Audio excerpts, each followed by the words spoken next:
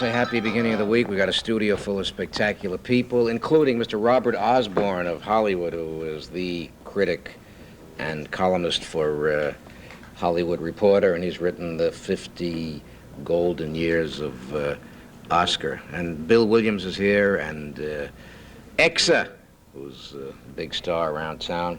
Got a young man used to sing with the New Christie Minstrels named Dennis Scott, got his own album. I want to, before I lose my thought, I want to ask Donald O'Connor, who's got to be probably one of my very long-time personal favorites. Donald, on the subject of Oscar, do you feel that John Wayne's appearance was kind of inspirational to many people on that? On that show? Yeah. Oh, I tell you, it was so exciting because after you see, you know, Olivier deliver that magnificent speech, emotional but yet unemotional, and he was in complete control of himself. They figure how it can, in the world could anything ever top that, and then I didn't know there was any pre-publicity about Wayne coming on the show, and then when I saw him, it was a thrill. It was really something to behold. Especially for old people who might be sick. Of course, old people at 1:30 in the morning might already be in bed, so they might miss it, but I guess they could read about it the next day. But yes, it was exciting, and I think it was one of the best shows that they've ever done.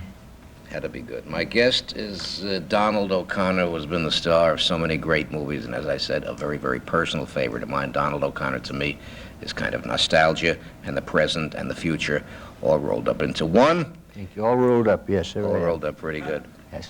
And I would love to bring in your director in a few minutes, but first, as if I don't know, what brings Donald O'Connor to town right now? Well, I'm in town to do to rehearse and then do Finian's Rainbow, and at the Meadowbrook Theater. Opening May 9th. May the 9th. Which is soon. Yeah, pretty soon. It's a show I've always wanted to do, and strangely enough, I never saw it when it first came out, although Ella, Logan, and myself, we were very good friends, and David Wayne. I never saw the show, and then I didn't see the picture when Fred made it. So it's all new to me, except for the wonderful songs that are in it. I've got a feeling that Donald O'Connor starring in Finian's Rainbow is going to break some kind of attendance records out there. And many times today, we're going to give the address, but it's the Meadowbrook on the Pompton Turnpike and Route 23, Cedar Grove, New Jersey. The Meadowbrook, world's first music theater in the Round Restaurant. So you're looking forward to working out there, I'm sure? I am. It's a wonderful book, and of course, you know, the music has lasted all these years, so it had to be good. Of course, anything that Harburg does anyhow, it's just fabulous. And I think it's going to be a lot of fun. This will be my second show that I've learned in a month. I did, 3 weeks ago, I finished doing, oh dear, what was the show? That's good. See, I'm so involved with Finian's, I can't even think. The Music Man, I did. Fantastic. Oh, and it was a great show. I did it at St. Mary's Academy in Portland, Oregon, with all young performers. My leading lady, get a load of this, Joe. Yes. My leading lady had just turned 17. If you think that wasn't fun. I give up. What's her name?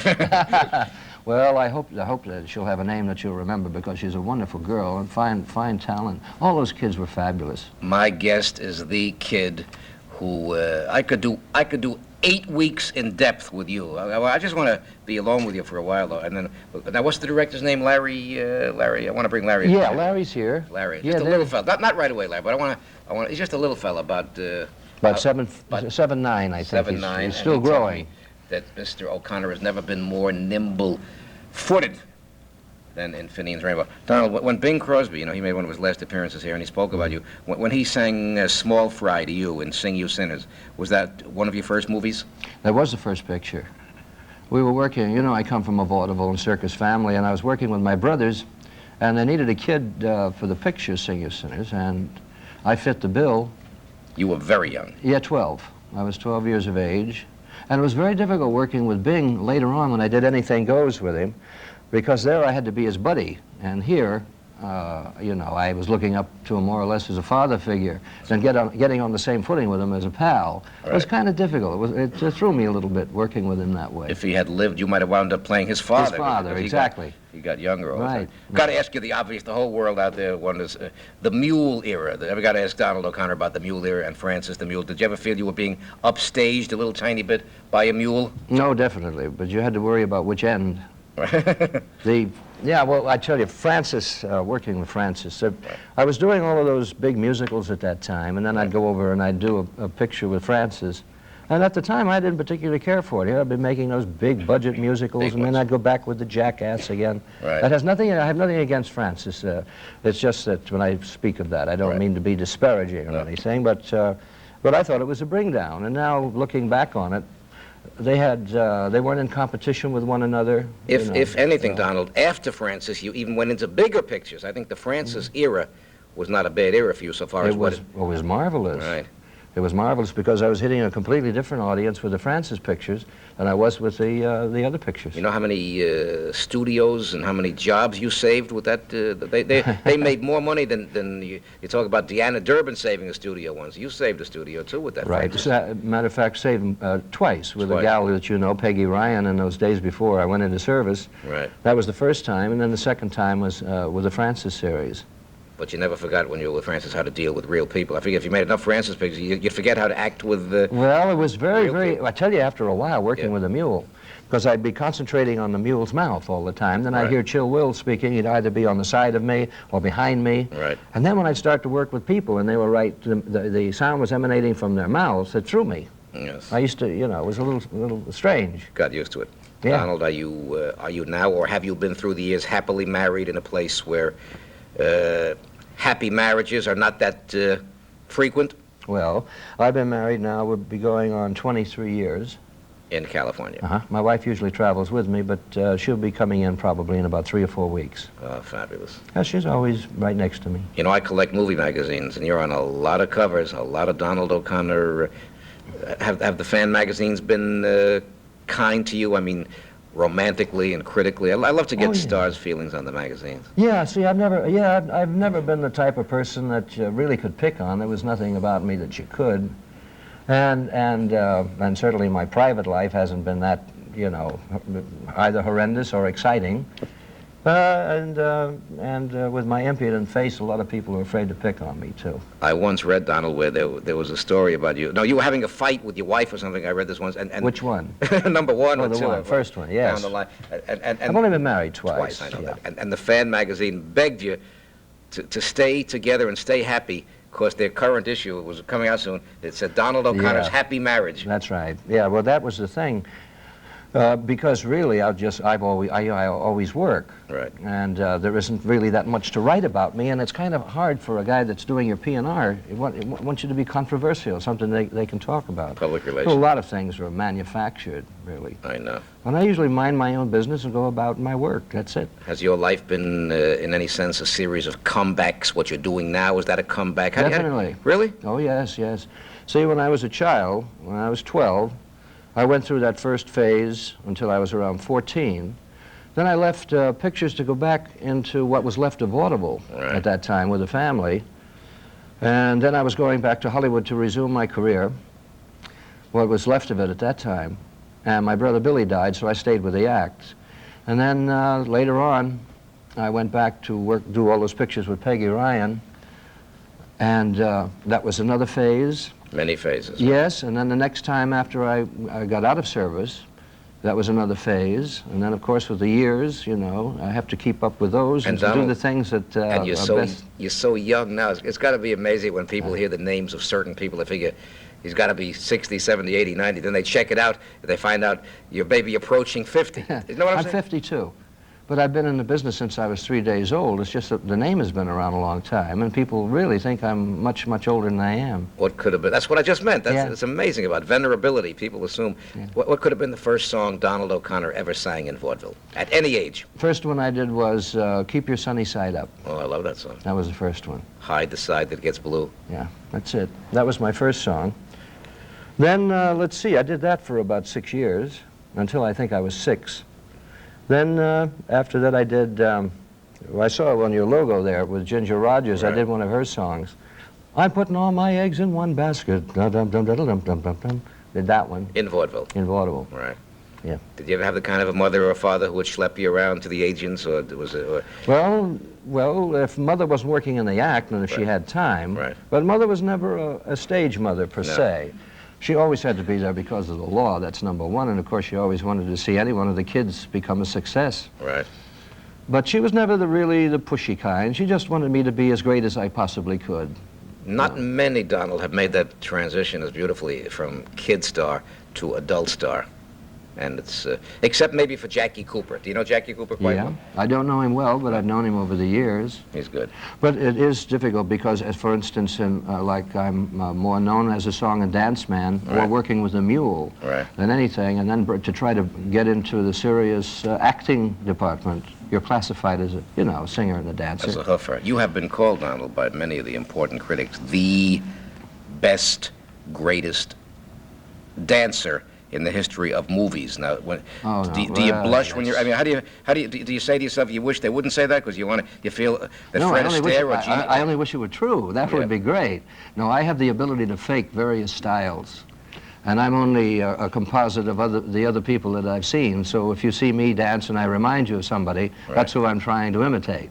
You keep mentioning Peggy Ryan. Everybody wonders where Peggy Ryan is nowadays. Peggy's in Honolulu. She's happily married to a fellow that used to be on the Honolulu Advertiser over there, and she's known as the Mother of the Islands. Anytime you want to see her, whenever she feels like working, she does she does something on Hawaii Five-0. I think she plays as secretary or something. But she's been very successful. She's a good choreographer, and of course she can still hoof like crazy. Great lady. It's unbelievable. Let me pull one name out of the air. Jack Oakey. Any recollection? Oh, sure. The picture I made before I went into service, I made with Jack and Peggy and Annie Blythe. That was her second picture. The Mary Monaghan's. Right. Yeah, Jack was always a sweetheart. He was a sweet man. Was he a little hard of hearing? Yes. I read that. What an actor. Oh, yes, and such a sweetheart of a guy. He was a wonderful person. In analyzing the Donald, let me say my guest is Donald O'Connor, and he'll be appearing as of May 9th in Finian's Rainbow, starring in Finian's Rainbow at the Meadowbrook. I want to bring in the director. We're going to get the bird's eye view momentarily of Donald O'Connor in that play, in that show. But Donald, you know, you talk about a career in Hollywood where somebody's got determination and dedication and they plan it. I get the feeling that your career, that you were never obsessed with career. You were kind of carefree and your talent kept you there, but it was never a burning thing with you to be. Do you know what I'm saying? Yes. Am I partially on the right track? No, you're correct, because I'm not a work addict at all. Exactly what I'm saying. And the things that I do, it just seems that I was raised in the business to do so many things, like my father or my brothers or my mother, and so I just fit in with that. And if the musicals are not in vogue at that particular time, then I go over to the light comedy, you know, or over to the dramatics or what have you, so I can bounce off one or the other. And I think that's one of the reasons I've been around so long. And the so-called artificiality that you read about in Hollywood and the tinsel upon the tinsel. You don't have to get involved in that if you don't want to, right? You can still be fairly normal. Sure. But the thing is, being around as long as I have, is I say it's being able to do so darn many things. And that's what keeps the shoes on the kids. I once read where the two people who were able to beat Ed Sullivan, because the big show Sunday night was Ed Sullivan, but the two shows that beat Ed Sullivan on the Colgate Comedy Hour were Eddie Cantor and Donald O'Connor. Yeah, I used to beat that son of a gun all the time, and you know what he used to do to us, don't you? He used to give us a lousy write-up in his column. So I didn't talk to him for years. We just made up when I went on his show, when we did a reciprocal thing. That's the only time we made up, after years. Well, what a rotten thing to do. But he was a nice guy. Yeah, he was, yeah. Sure. But that was stiff competition. Oh, he really killed us when they had Julius LaRosa on. That week. Yeah, on the Trendex he killed us, but on the overall, the Nielsen, I think it is or was, we came up pretty close. We were only about 2 points separating us. But the shows were good. They were inventive. They were creative in those early days. We tried to do so many new things.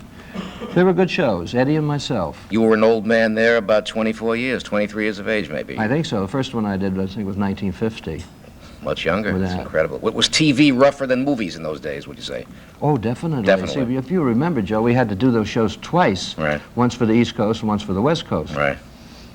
And it was fun. I did the first color cast from New York here. That was the first one that they'd ever done with cable. And that was exciting because it was a first. We experimented around a lot.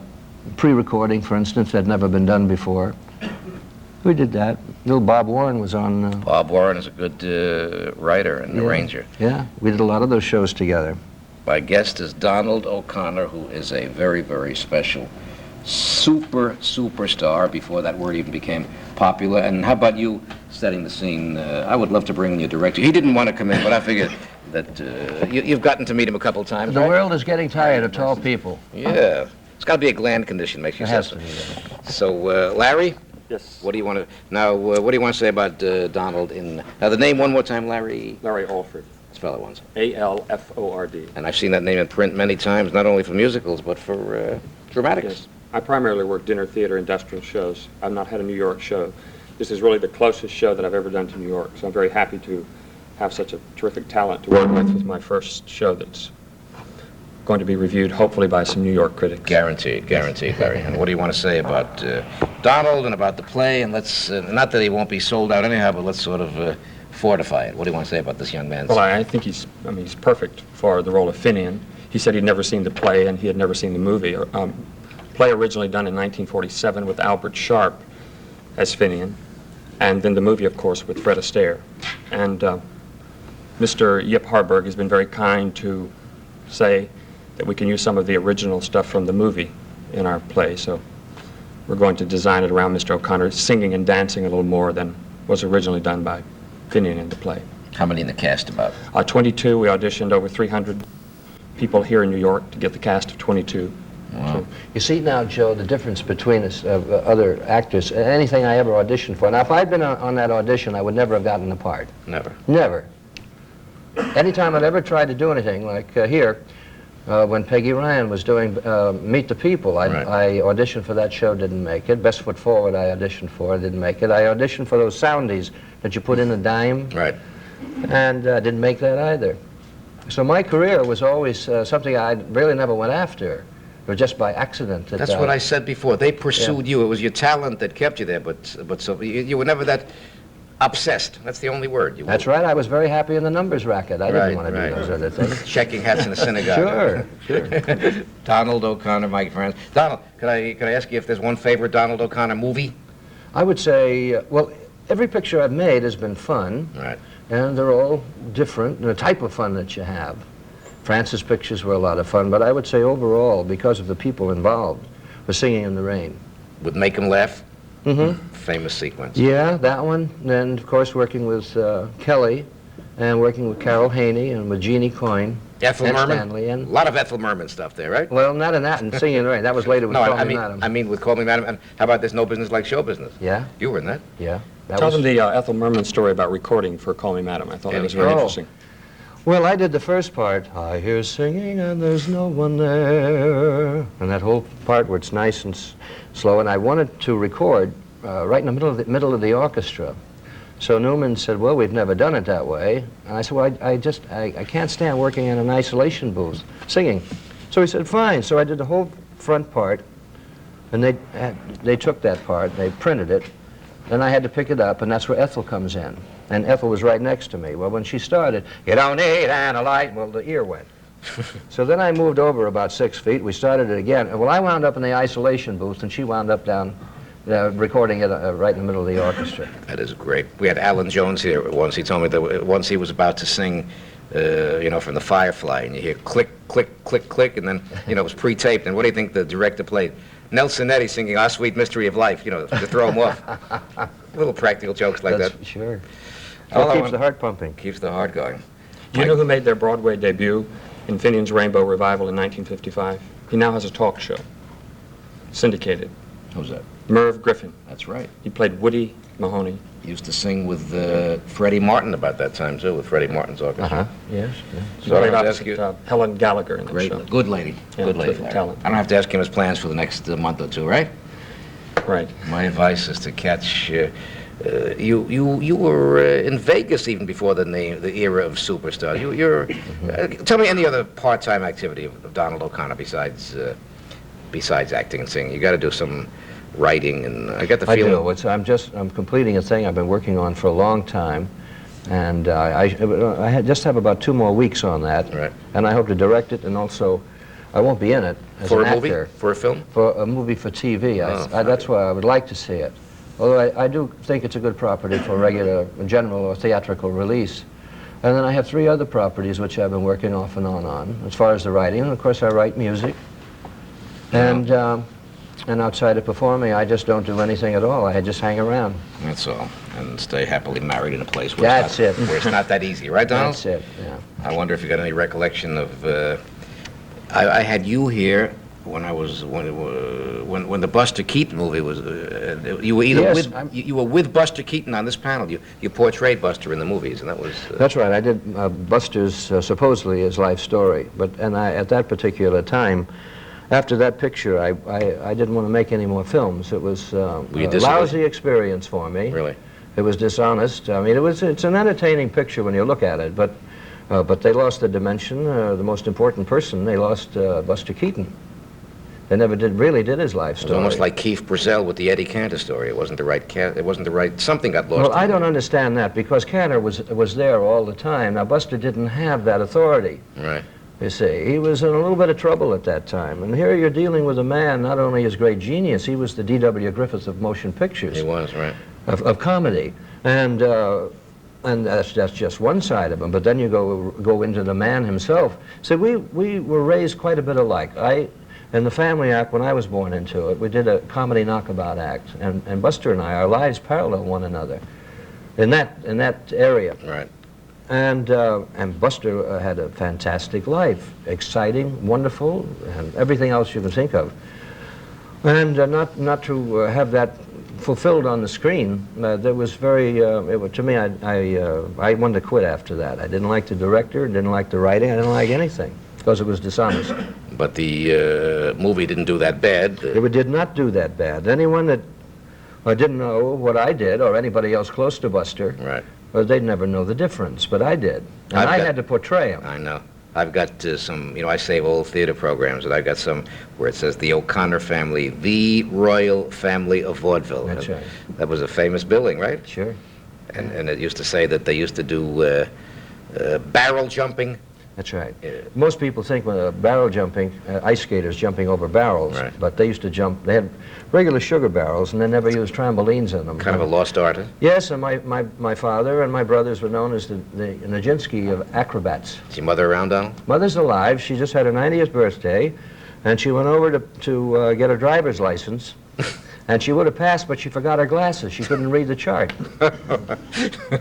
All I can say is there's only one Donald O'Connor. We're going out to Meadowbrook as of May 9th to see Finian's Rainbow. Donald, I just want to tell you that the audience can tell when I'm beaming, when I'm gushing. That's how I feel about Donald, don't you? Yes. I want to thank Larry. I want to tell you, Larry, you've directed a blockbuster, haven't you? Yes. Thank you for inviting me on. Thanks for coming. Good luck with all your shows. These words, and on with some very interesting people as we thank Donald and Larry.